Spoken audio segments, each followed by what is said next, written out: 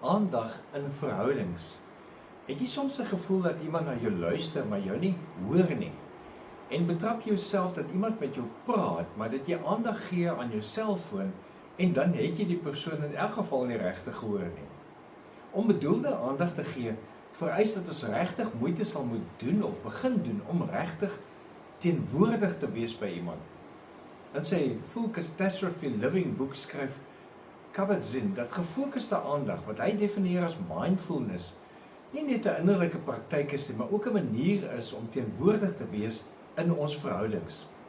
Hy verduidelik dat wanneer ons werklik aandag gee aan ander, luister ons nie net nie, maar ons is op 'n besondere manier ook verbind met hulle. Jou ten volle teenwoordig wees by hulle skep 'n ruimte van erkenning, van respek, en dit vorm weer die basis van 'n gesonde en betekenisvolle bande met die persoon. Toe Jesus as 'n gas by Martha en Maria was Martha baie besig om alles klaar te maak. En dis mos nog nie verkeerd nie. Maar hoor tog hoe Lukas die optrede van Maria beskryf in Lukas 10 vers 39. Sy het 'n suster gehad, Maria, wat aan die voete van Jesus gaan sit en na sy woorde geluister het.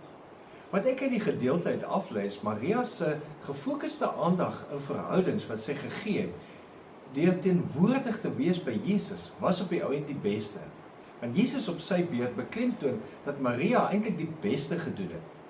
Die vraag wat ons vir onsself vandag kan vra, is hoe ons volle aandag aan ons verhoudings kan gee, sodat ons verhoudings en daarmee onsself kan floreer. Byvoorbeeld as iemand met jou gesels of jy met iemand gesels, skuif jou selfoon eenkant en luister aandagtig.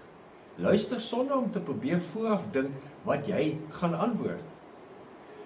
Ja, as jy bid, sodat ook jou selfoon eers op sy, sodat jy stil en met aandag by God kan wees.